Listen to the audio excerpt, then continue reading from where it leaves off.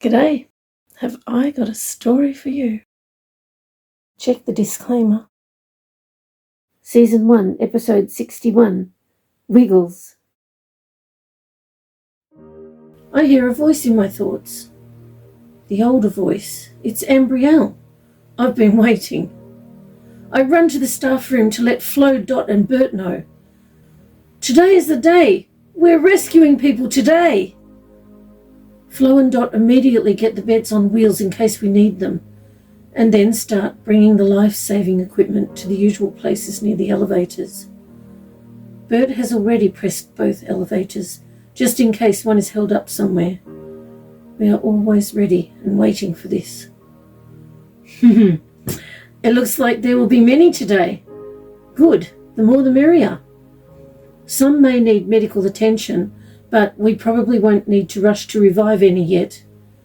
This large group, Ambrielle and Stella will be sending through, and 3 or 4 portals will be needed.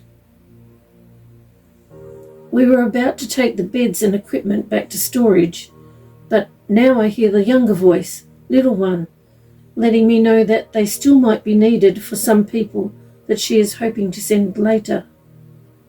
She lets me know that Ambrielle and Stella's groups will need clothing and food more than anything else. Bert stays at the elevator to keep one of them here, and Dot, Flo and I get the bags of clothes we've collected and put them in the waiting room area. Sounds like there will be a lot in the first group. I hope we have enough clothes. We already have rooms prepared with food in the cupboards. There is a dozen of each type of food, so 12 can go in each of the rooms and have more than they could possibly eat.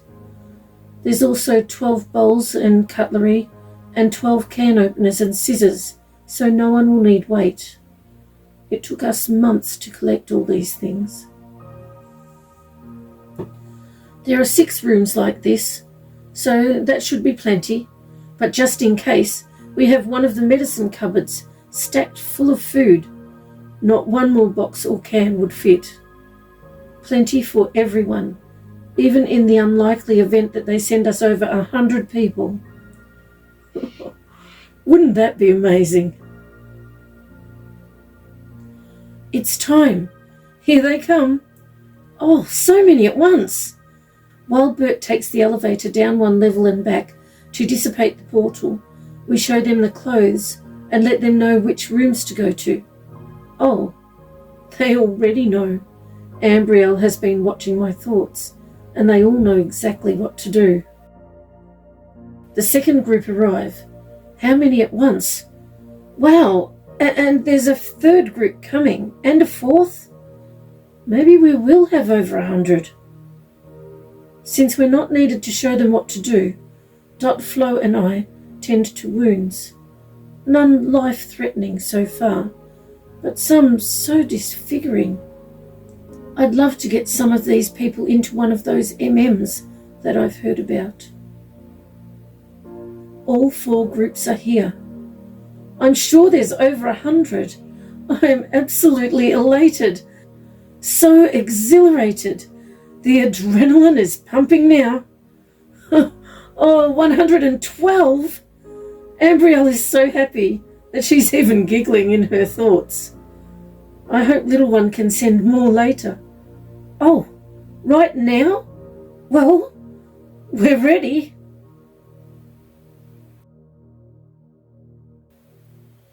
I find this all fascinating, being able to keep my mind on so many rescue plans simultaneously. With Ambrielle, Stella and Cassandra all coordinating together, it's much easier. I just open a portal for them occasionally. Ambrielle lets me know when, and it's usually from a level 1 elevator to Cassandra's hospital. It's so simple, which is good because I can organise so many others on the lower levels. I don't even have to watch to see if the portals dissipate with the movement of the elevators. They take care of everything. Today there is an influx of many new staff members. They do this occasionally when their staff gets too low to function well together. As you can imagine, no one is allowed to leave the employ of this facility, so This usually means that the Mangala has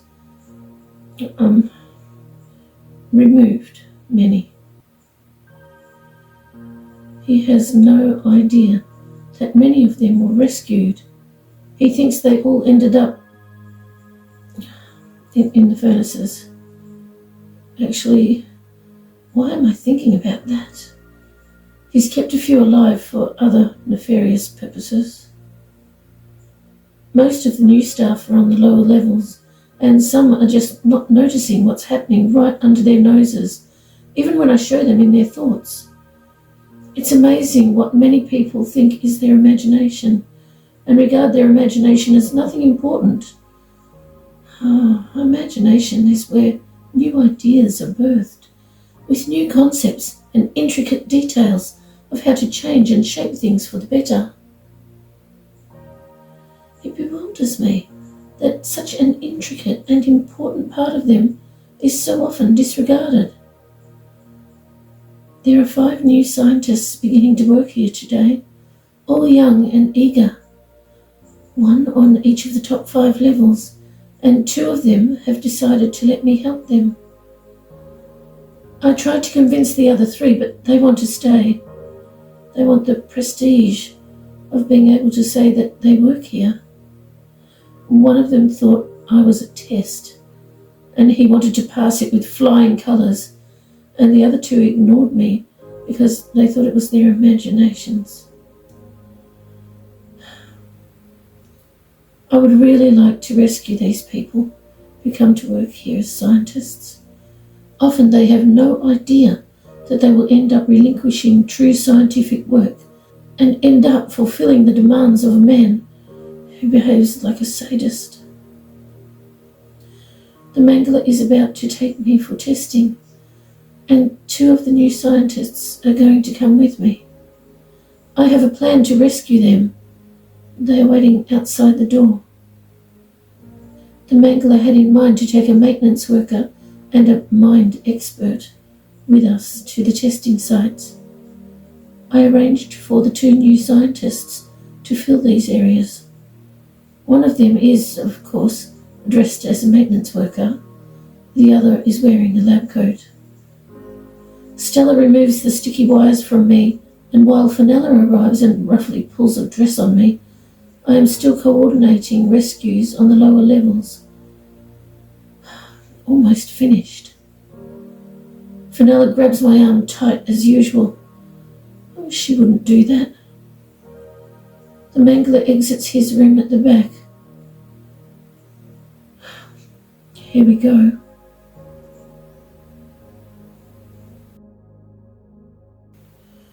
We all go up in the smaller elevator that is not used very often, and then enter the helicopter. Mangala orders Fenella to make sure I stay awake. I quickly tell the young men in their thoughts, "Make sure you put the seatbelt on tight." The Mangala often gets the pilot to fly erratically. He thinks it would be amusing if one of them fell out. We visit many different places, and the Mangala orders me to do what he wants. I don't see why this old man has learned no manners. I would be far more receptive to do as he asked, if he asked, instead of yelling orders at me. I suggested to the young men to ask the Mangala if he wanted them to do what I am asking in their minds. The Mangala said that he did, every time I ask. He was interested to find out what I would ask them to do. None of the awful things he was thinking. That made things a lot easier. Kittens were rescued, a group of wallabies, a little cuscus monkey, a nest put back in a tree with 3 baby birds, and a woman who I knew was in a car boot that was about to be wrecked. I was ordered to do so many things. I dismantled a house that I could see was structurally unsound, but then I put it back together with much stronger structure. There's no way it would fall apart now. I refused to uproot a tree, shatter windows, burn down a school, remove water from a lake, make a split in the ground, pick a bunch of flowers. Flowers live much longer on their plants. I would not blow up a house, blow up a car, and sing without opening my mouth. How ridiculous. That would be humming, not singing. It looks like I have a new nickname. Quiet Whisperer. I like all my nicknames. They all seem nice. Eventually the 2 cars come that I knew were on their way. The Mangler didn't notice the 2 young men's disappearances at first, but when he came back to the helicopter and they were not there, he wanted to leave immediately without them. He found it amusing, thinking that they would have to find their own way back. When we were at the side of the road, I asked the Mangler to wait a minute. He didn't want to, but his curiosity got the better of him. A huge animal as big as a horse walked slowly out of the thicket. I had to explain to her in her mind that when I take the tangled ropes off her leg, it will hurt because it has pierced her skin in some places. I took the whole rope off, untwisting it from her leg, and the creature moaned in pain. The Mangler wanted to capture her, so I picked her up with my mind and moved her through the air along my way. She was so grateful. I saw that in some people's minds that she was a buffalo. I didn't know they were that big. She had such a pretty face. Back at the facility, I am left sitting on a chair in Stella's office again, with wires attached. I'm beginning to feel sleepy now, so I need to think of something to keep myself awake. I try to remember things, but I know so many of my memories are gone, safely deposited in Ambrielle's mind until after the next memory purge. I recall what Alistair said. Those tormentors, they stole her memories. But even though they took them, can she somehow regenerate them?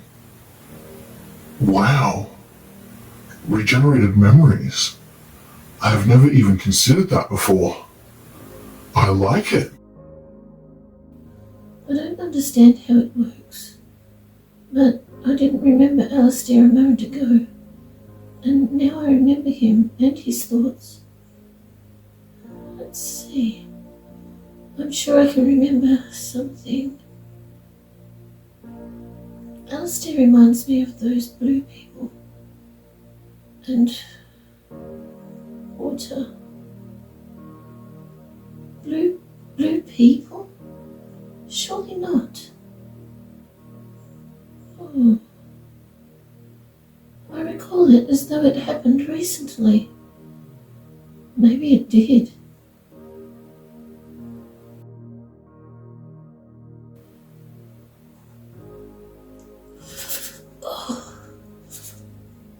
I am cold.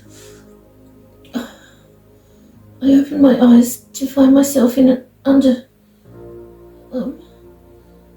am I underground?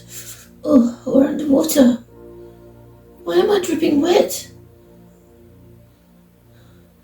Looking around, I wonder what sort of a room this is. It is really small, with glass walls and ceiling. The corners are... Actually, there are no corners. The glass is rounded, where the corners would normally be. Oh. I get up and take a towel from the pile. Am I allowed to do that? I don't know, but there's no one here to ask. I wrap the towel around me. It looks like a towel, but feels so soft, so warm, so different. I sit on the bench, which seems to be just 3 planks of wood, with gaps in between them painted white. I pull my legs up so I can wrap the towel around them as well. Suddenly I hear a whooshing noise and a hot wind fills the room. It feels nice on my skin.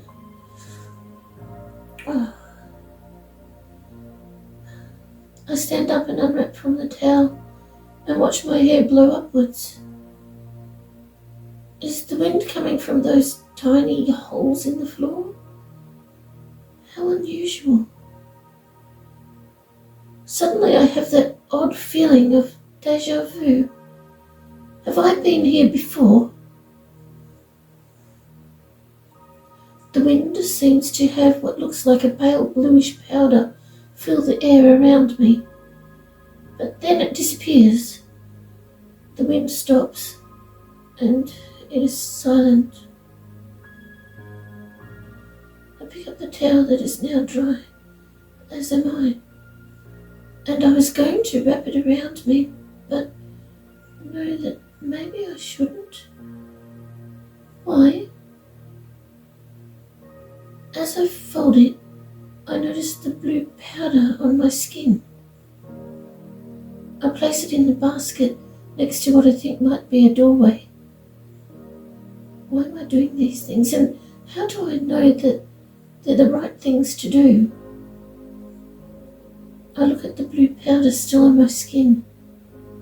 How do I know that in a minute or two it will, sort of stick to my body and not be easily wiped off? I look through the glass walls and don't dismiss what I see as I did a few moments ago. I'm sure that is water out there. But how? It seems like the abyssal depths of an ocean. But how could this little room be in the depths of an ocean? How did I get here? Where exactly is here?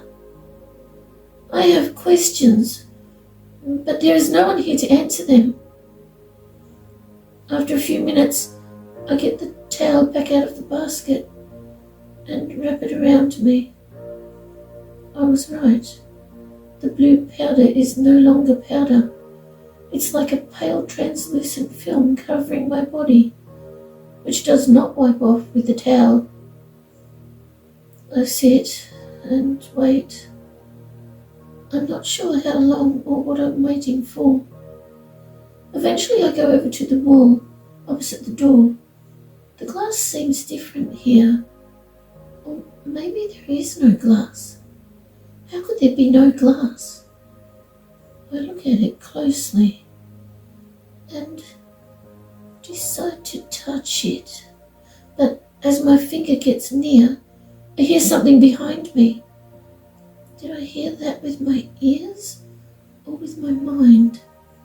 I turn around to see the door open and a person beckoning me to come. As I walk through the door, I stop and hold my head. The noise inside my mind, it's deafening. I stand still, trying to quieten the noise. It's like hundreds of minds talking loudly at once. Actually, I know what to do. I've done it before. I'm sure I have. I hear the person who came to get me. She is asking me in my mind if I am okay, although not in any language that I know. In fact, it sounds more like singing. But where are the words? How do I know what she is saying? I follow her down a long passageway and I hear a child's excited voice. Well, I think it's his voice. I know what the child is saying. Sandrine is here. She came back. Although I know the noises he's making don't sound like words at all. His voice sounds more like musical chimes, I know what he said from his thoughts. Sandrine. Does he mean me? My name is not Sandrine. He rushes over to me and crosses his forearms across his chest with his hands on opposite shoulders. He wiggles, well, sort of, and I know this is their way of greeting someone. I cross my arms and put my hands on opposite shoulders and instinctively wiggle back. How did I know how to do that? He tips his head to the left, which I know means that he is happy. Wait a minute. This is all too much. Am I dreaming? I know I'm not, but it would be better if I was. Then I wouldn't have to try to make sense of all this. An underwater facility, or whatever it is, hot wind from the floor, blue powder that turns into a second skin, a wall of water, blue people. Or do they have a bluish translucent film covering their bodies as I do? Actions of arms across the chest and wiggles means greetings. The main way they communicate is through thought sounds, not language. A head tilt to the left means they're happy. A head tilt to the right means they're sad. They have very different ears, hands and feet, and their hair is it actually hair? Where am I this time? Why am I here? And why has this child mistaken me for someone named Sandrine? The child turns on his left foot, and I know that gesture means follow me. If he turned on his right foot, it would mean goodbye. I turn to see that the woman who was with me has already left.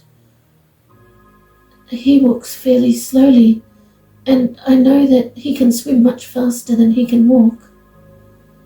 This child thinks of me as his sister, his adopted sister. His memories. Does every family group here have an adopted person like me? Am I a person? As I look deeper and deeper into his mind, he turns to me, and I know that even though it sounds like a tune in my thoughts, he is asking, have you forgotten your manners? It is polite to ask before delving into someone's mind. Did those tortures take away your memories again? I answer through thought. I think so. And I hear my words change into melody in his mind, as though the melody is his language. I find this so intriguing. As this child reminds me of so many fascinating things, I remember some of them. How could I have forgotten? I remember his family unit, of which I am a part.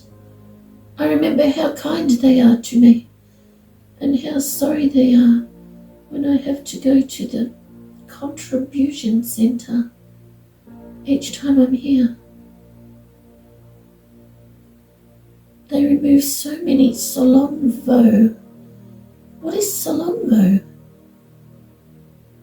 Oh, my ova, my eggs. So that's what they're taking from me at this contribution centre?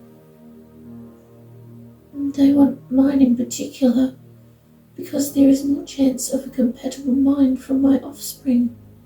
My offspring? Do they mean babies? My children? Where are they? Are they hybrids? What were you doing? What were you thinking? Did you remember something? What did you remember? Suddenly slapped across the face. I am knocked to the floor by the mangler. Some of the stickers with wires attached ripped off. He's yelling at me. I expect an answer! Answer me now! I wasn't paying attention, which is odd for me. I must be tireder than I thought.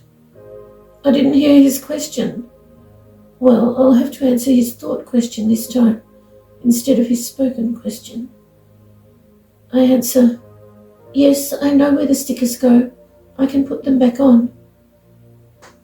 I can see that he was about to yell at me, but changed his mind. Instead, he thinks to me.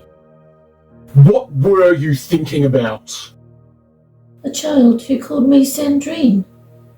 I speak out loud. But Sandrine is not my name. What child? He asks, but then says, Never mind. He speaks with Stella, then returns to his room. I get up and sit back on the chair and begin sticking the wires back on me, but Stella lets me know that there's no need. She orders Fenella to come over the loudspeaker, then removes the rest of the stickers.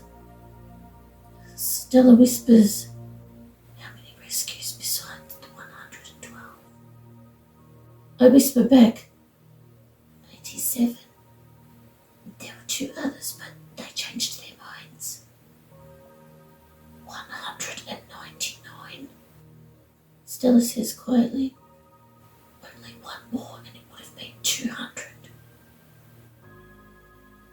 Most of the 87 won't even be missed, I say. Some scientists might suspect, but will not mention anything. Most will think they've gone through more slabs than they thought.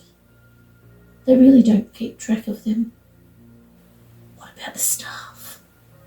Stella asks. They are the ones who will be missed. I answer. Then, Fenella's coming. Stella sits back at her desk as Fenella walks in. They speak together for a minute, then Fenella grabs my arm so tight that it hurts. I wish she wouldn't do that. Thank you so much for joining us with a cuppa. We appreciate your company.